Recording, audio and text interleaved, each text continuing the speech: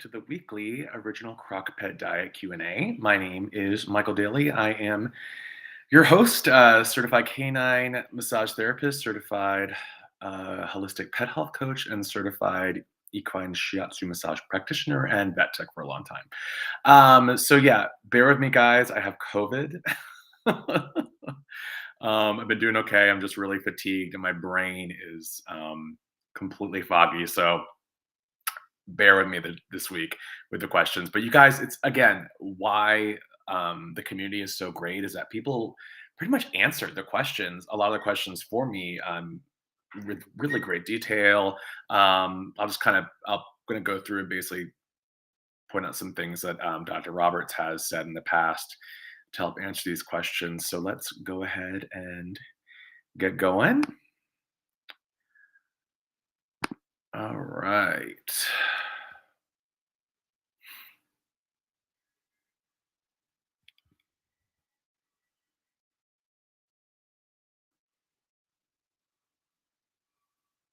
Dana, so needy this week. Just tease you. I love that you have put that though. You're so good. This is what this is for. Let's see. Sorry, I'm trying to get all the way to the. Okay, so all right. So Kathy was asking about the PEMF beds. Hold on. Let me make sure I have this right on. I don't think I did this right. That's right. It's screen shared, and so I go to that. Yeah, that's right. Okay. And so yeah, I've so Gwen she uses the Assisi loops, which I've heard are really effective. Dr. Roberts likes them a lot as well. And let's see, Kenzie had said I use a response system PEMF bed. It has two large loops and it's fully rechargeable. I've used it for $3, 10 years, and still going strong. And she feels like it helps the dogs too. Yeah, I've heard really good things about them. And so PMF stands for Pulse Electronic Magnetic Field. And so what it puts off our low frequency waves that help decrease inflammation, sort of a cellular level. It always sounds, every time I describe these to people, people are like, what? Because it sounds kind of crazy when you talk about it that way. But it's just one of those things that yeah, I've seen. So I've been probably, seeing people use the sissy loops on and off, especially in agility, for quite a long time.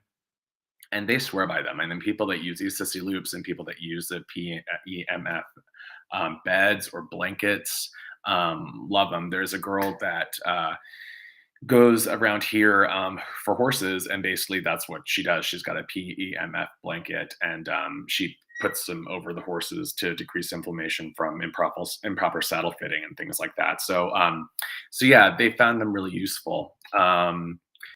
So and I've heard, I think this one recommended by Chris Zink, someone else had used and liked as well. So I say it's worth giving a shot. Absolutely. Did someone have someone say too that you can actually? Maybe, oh, good, the rental option. Yeah, I think that's a great idea, Kathy. And thank you, Kenzie, for that. Yeah, you can do. Uh, I think that's such a good idea. The rental option, then you can know for sure if it's going to work for your pet. So yeah. So you guys answered that already. It was great. Great, great, great. All right. And welcome to all the newcomers: Alyssa, Lydia, Lori, Glennis, Wellness Tales, Chris, Angela, and Heather. Welcome to the community. All right, Dana. This time I cooked crockpet diet using pork. Jack seems to want to eat more crockpet diet when it contains pork than other proteins. I looked in and the calories not that different. So could it be a nutrition thing, or is it? it I mean, if they're about the same, chicken and pork are basically the same calorie wise. So he just may really like pork. I mean, pets tend to like it. It's, that protein that they haven't been introduced to a lot. So he just, it just may be as simple as that. I think so hard about it. I think it's just he likes pork more than chicken. Because I know you said you didn't really like chicken in the next one. So Jack just seems like quite a character of a dog. I think that I can think that the main goal for you with Jack is probably not to read his mind, not try to read his mind. So yeah, so he just probably just likes it. And then chicken crockpet diet. Jack Dana said Jack does not really like it. Usually use boneless chicken breasts and then add in either ground gizzards or ground chicken livers. Do you think if I use some thighs or add some fat via the skin, he might enjoy it better? He will eat it, but instead of eating the entire bowl at once. So yeah, just again, and I think let's see what kind of everyone was saying because everyone really had great answers on all this stuff. Depends on what your dog needs. Or Kathy put, yeah, I only do chicken breast as well. That's the thing. Just really be careful with chicken skin, and things like that, just with the saturated fat content, because that's where there is pro-inflammatory things. So just really want to be careful with that or pancreatitis, which I'm pretty sure Dana. I think you're just kind of talking about using the fat as sort of like to add a little bit to the bowl to kind of make it more appetizing. So, and also the other thing that I would look at, Dana, is the vegetables. If he could be check and make sure that you're rotating the vegetables continuously. He may be developing some sort of stomach allergy to a certain vegetable if you're putting something different in the chicken than you are in the pork. So, like if you've been using kale consistently over and over again, he may be developing something of an allergy to that, or it may be one of the vegetables bothering his stomach as well in the chicken recipe. So, make sure you double check for that as well. Um, Yeah, and some are just it's weird. Sometimes they just don't they're like us. I mean, they just get picky and don't like Linda had said, her got fussy fussy Yorkies. Um, so yeah, what she said, I usually mix half organic chicken breast and grass-fed beef. Oh, so she puts two different proteins in there, and that's fine to do. If you are fully like good with allergies and everything like that, y'all, it's okay to put a couple little different proteins in there. Um, so yeah, and you can that's a try feeding I don't know, try feeding it 3 times a day and see what you think, Dana, but it sounds like he's just kinda being, like, picky about the chicken, but I would double check the vegetables, watch out for the extra fat that you put in there. I wouldn't do, like, 3 pounds of, like, really fatty skin and chicken thighs and stuff like that. I would just be really careful with that, and see how he does. So, yeah.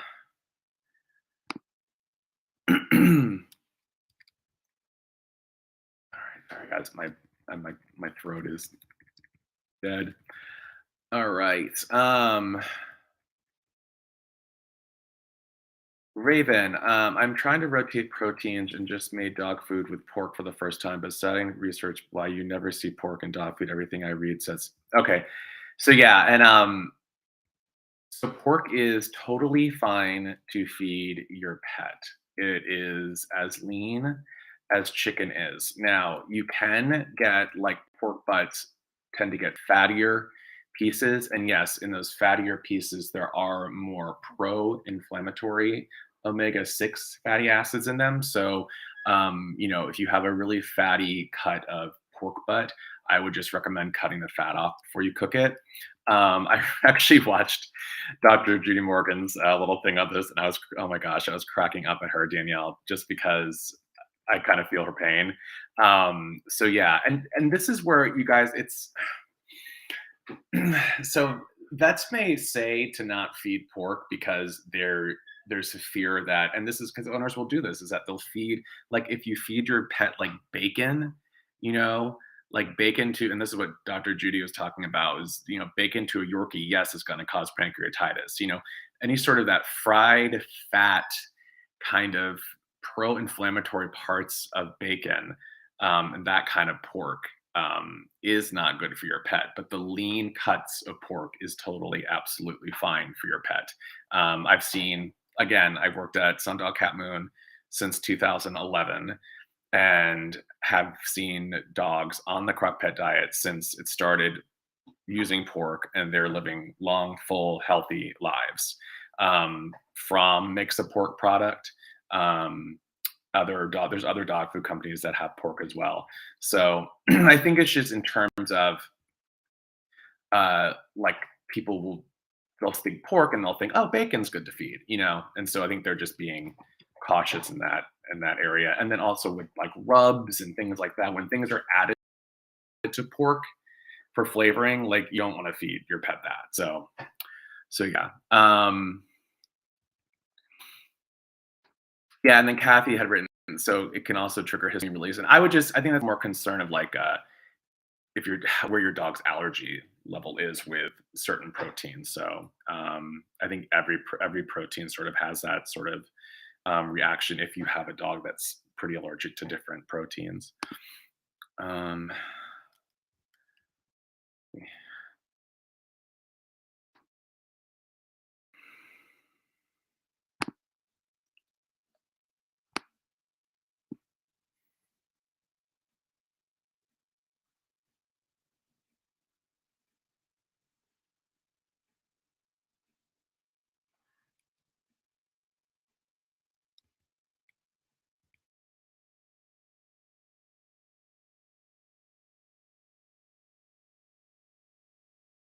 I'm reading everybody's comments. I have not heard that Raven about. Sorry, I just read that you had said her dog's peas can give them cancer. I have not heard about that, which I can bring that up with Dr. Roberts. But let me see what Lolly said here. I reserve for giving my pups, from what I understand about peas, and give them heart disease and crop and food. Peas for grains.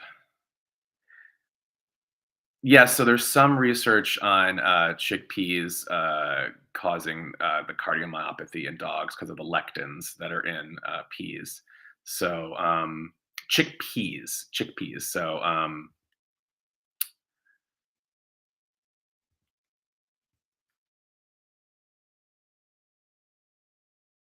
So yeah, yeah, you're right on the money there, Lolly. The dog grain was given pups heart disease, and Dr. Ruth gave her theory that it might be the peas and not the lack of grain. Exactly. Yeah. So, but I have not heard anything about cancer. So I have to look that up and get back to you next week about that one. I could talk to Dr. Roberts about it and see what she says. Raven, I have not heard that. All right.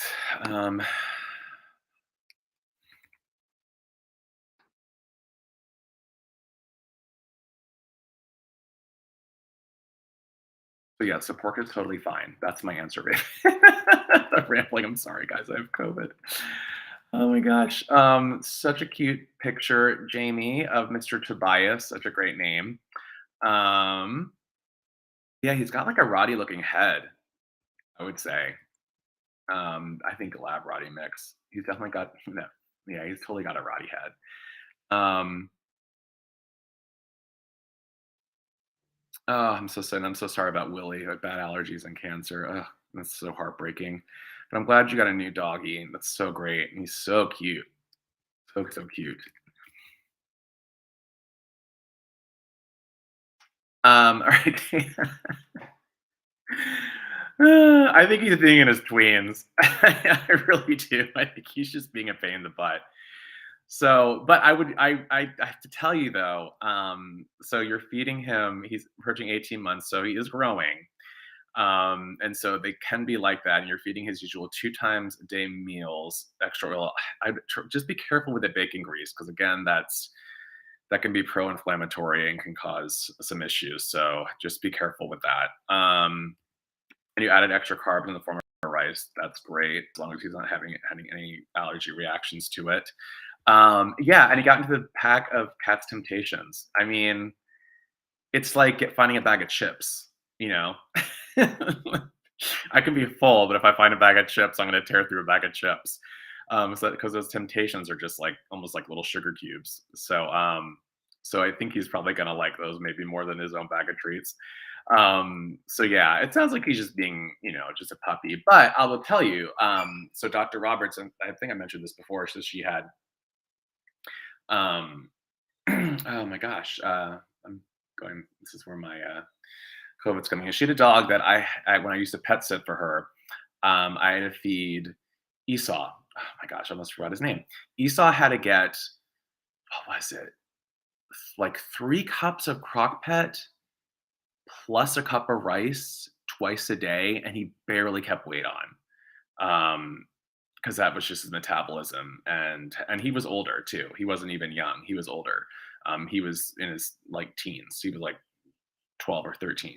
And then another dog she had like could not keep weight off of. Like I like this poor dog got like half a cup of Crockpet Diet twice a day, and that was it. And still, so yeah, so it just depends on the dog. So you may just, I'm sorry, may just have to feed more. So yeah, or just pay attention because he's in his tweens, like you said. So he could just being a dog. I mean, they love eating. So like a lab, you can just feed and feed and feed and feed and feed and feed, and they'll just eat until they you know throw up all over the place because they just love eating. So just keep that in mind. You're doing good. Um, And then Jamie had a question about Tobias. So he is, these are, and I am so not good at training, but let's see. Um, Tobias is okay and crate at night, but not when we leave. Yesterday he chewed and crate gas. So there's some separation anxiety. Has been up and down, barking and howling. I had some toys and have YouTube playing calm down music. Also, our dirty sheets are right next to him. Thinking of trying calm treat too. He doesn't see integrated vet till March 9th. Yeah, so let's see what how people have commented because you guys are really good about this stuff. Um, and it suggested you have time leave of very small durations upon return. Do not make a big scene. Just open the crate and let them out. I was told that if there's a big scene, they anticipate that and get anxious. Extending your gone. Yeah, and that's. I mean, I've heard that too. This kind of stuff, just sort of like practicing coming and going a lot, and doing that. That's been really all the suggestions were helpful, and I've seen everybody do different things. It just, um,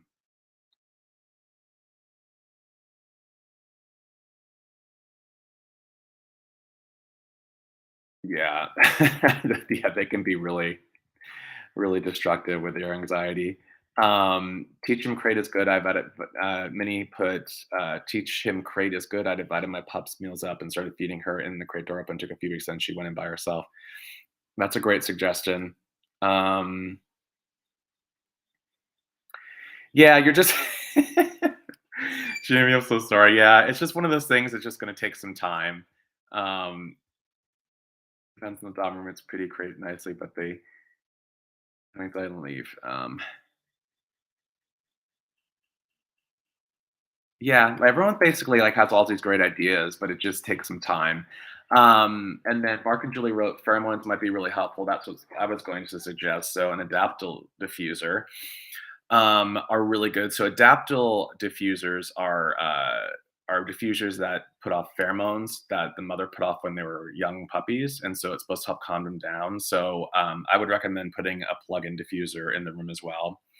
Um, Linda had recommended thunder shirts, which can be really, really helpful for anxiety. And those were actually, the idea of that was started by Temple Grandin, who is an autistic woman who I don't know if you guys ever watched the movie, there's a TV movie about her. So basically, whenever she had anxiety, she lived on a farm growing up, and her aunt had this device that would hold cows while they were being branded. And so the device would hug the chest of the cow like this, and it would calm the cow down while they got branded. And so Temple saw that. And so whenever she had anxiety, she would put herself in the device and it would calm her down.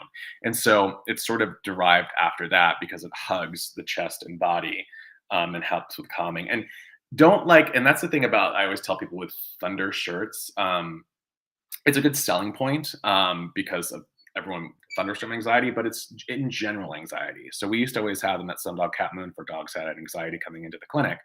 If I had a dog that I was like, okay, this dog's gonna probably have some anxiety, I would pull one out and put it on the dog for the appointment to help them calm down. And some dogs, it really is just amazing what it can do for them. So the one thing I would say, just be careful with is that if your pet was pulling in dirty sheets and chewing them up, if they have so much anxiety, dogs can do amazing things with anxiety being in a crate. They can just absolutely destroy a crate that you would think could not be destroyed. So I would just be nervous of him pulling off the shirt, being so anxious if it didn't work, and chewing that up and swallowing it and things like that. So just be careful with that.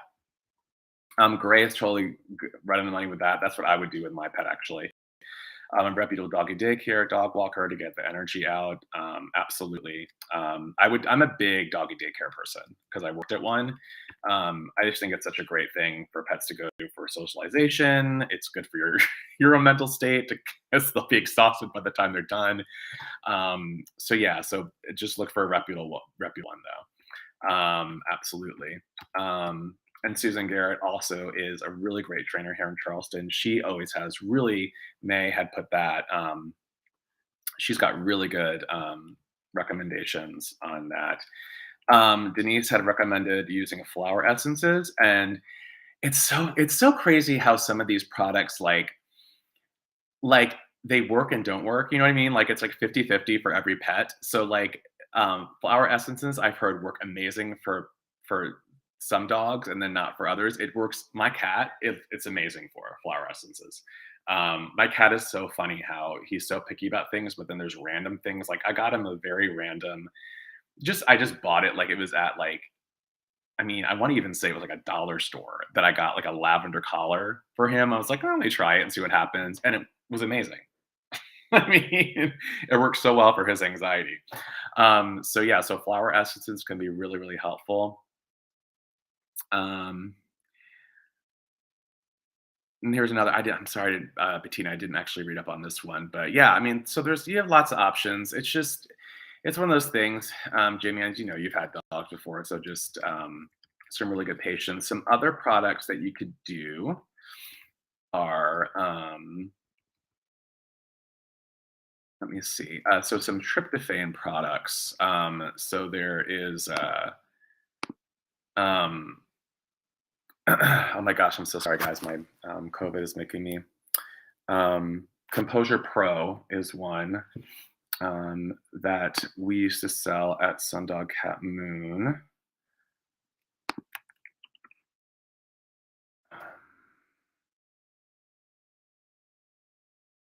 So this is a really good product that helped with my pet for um, thunderstorms, and it has L-theanine and tryptophan in it, which is what you can eat in turkey that helps you sleep. Just be careful. It is chicken flavored, so any sort of allergic reaction. And then there was another one. Oh my gosh, guys, I'm so sorry. Uh,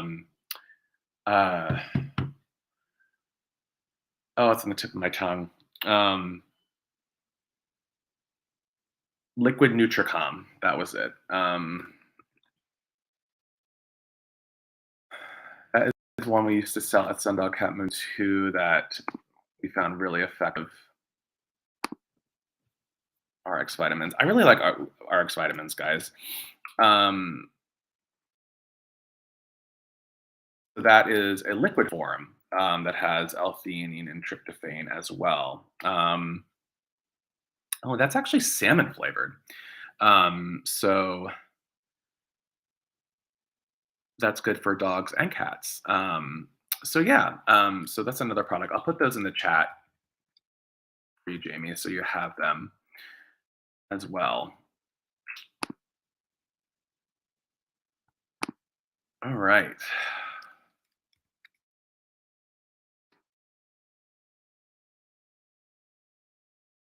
Um,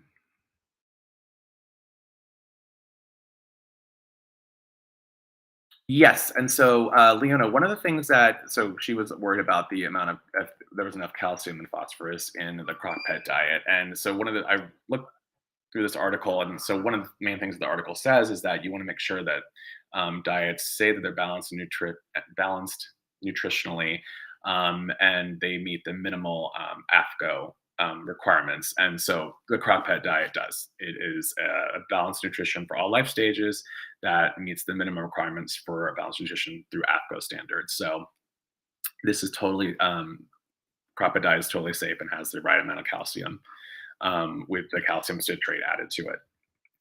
And everyone has some great answers for it too. So yeah, Lolly had a great answer for it. Um, it's formulated for the diet, absolutely. And then you can even look on the bottom. Every recipe has the macros and all that kind of stuff to know for sure. So, all right. What is the best fish to use? That's such a and everyone gave you different answers, Angela. It's such a I say this every week with the Crockpet diet, guys. I feel like it's like there's like such a pro and con with it being it's very loose, the diet. You don't it's not so like specific. So and everybody's pet reacts differently to everything. So um let's go to the comments here because you guys really answered a lot of these questions. So Kathy normally uses cod or salmon. And again, cost stuff is another reason too with everything. She considers tilapia, which is recommended alternative to cod. Yep, absolutely. Um, Becky uses fish as a main protein in a batch. She uses salmon, cod, pollock, or halibut. Man, you do use fish. Um, so she uses those. Salmon, Amy uses salmon until there's an allergy to it, of course. Um, and Michael never uses fish as a protein. I mean, that's the thing with the fish. It does stink. It stinks when you cook it in there. So I'm not a fish person, so I hate cooking it. But I wrote a list out. So tilapia, catfish, grouper, haddock, snapper, cod, bass. And then then there's things to think about. So some of the fish are bottom feeders. So like grouper and haddock, cod and bass are all bottom feeders, and so that's where you get nervous about the BPA's in the bottom of the ocean. So you never want to. I wouldn't feed fish like that on a regular basis, but I think doing it in the batch every now and then is totally fine. And you just want to make sure that you avoid farm raised um, fish because there's no regulations on any of that of any of their raising, so they could be just as unhealthy as like I think like a sugary product. So yeah, so just be careful with that. And that was the other thing I was going to say. And then some of these too also.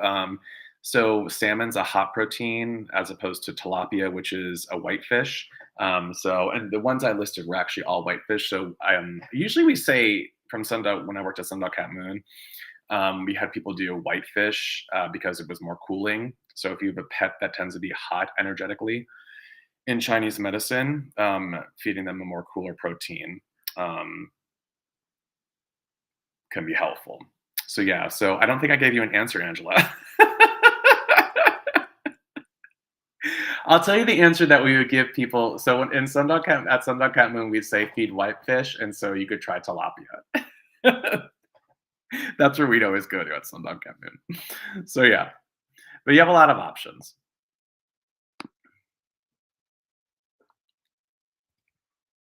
All right.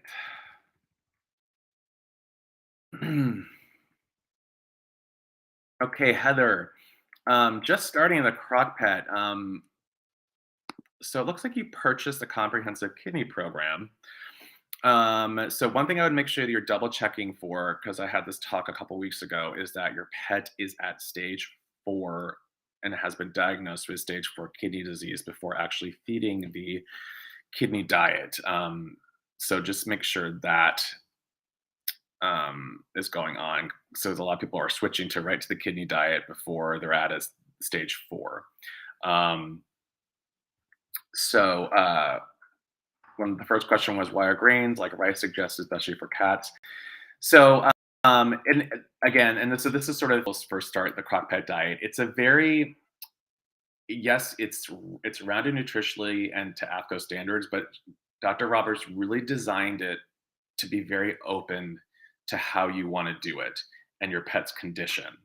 So a majority of people that make the Crockpet Diet that I know of don't use grains for their cats. I don't use grains for my cats.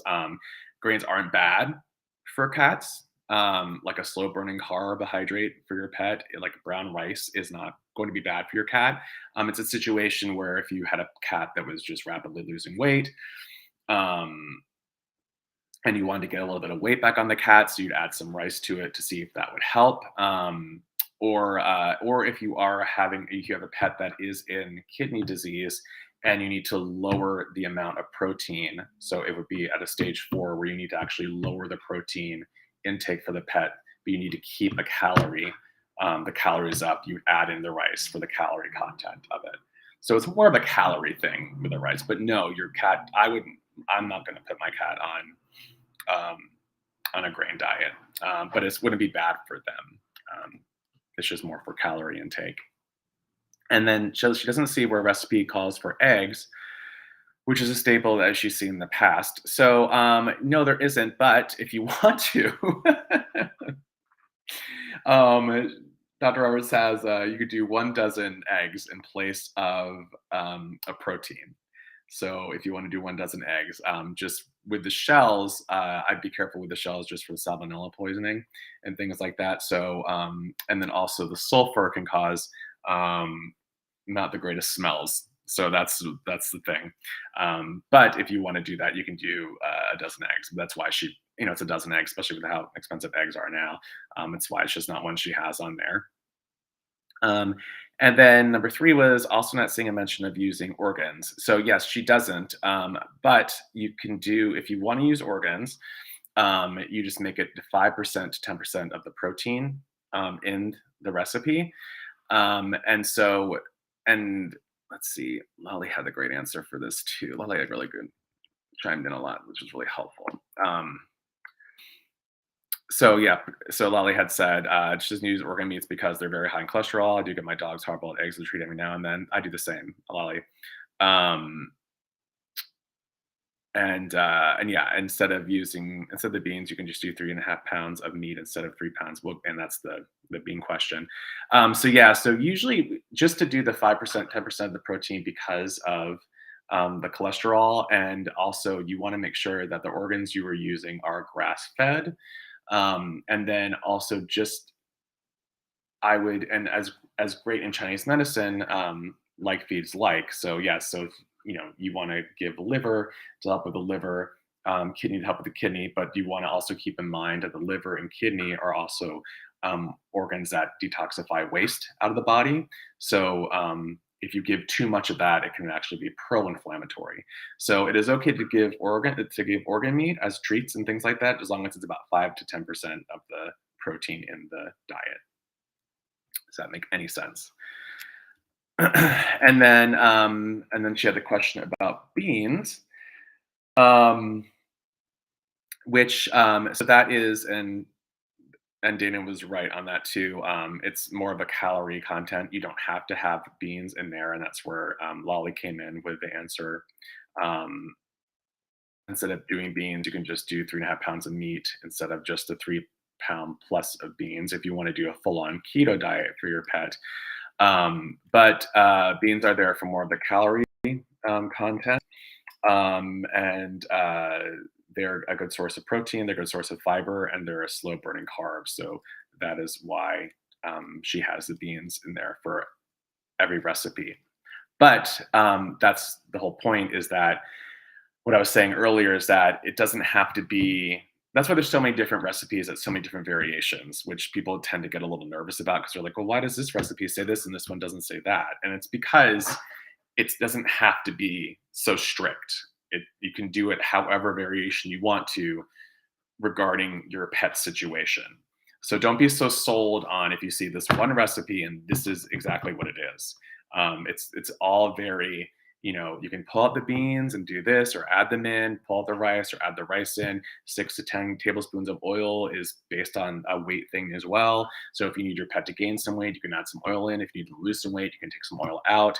Like, it's all very, it's sort of and I always say it, I keep saying this, it's like the good thing and bad thing about the Crockpet diet is that it's so open to variations, but the bad thing is it's so open to variations that it can get a little confusing. So hopefully that was helpful. Um, all right, let me just refresh this.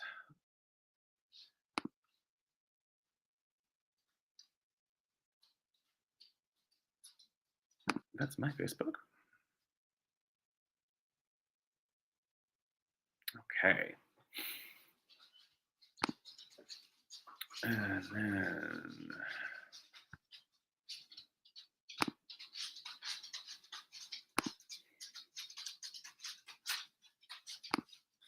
all right, and let me put these in the chat here for you, Jamie.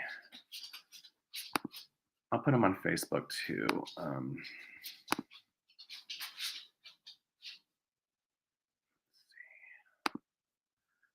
This is the liquid NutriCalm.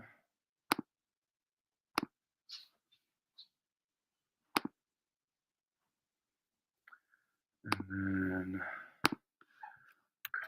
Composure.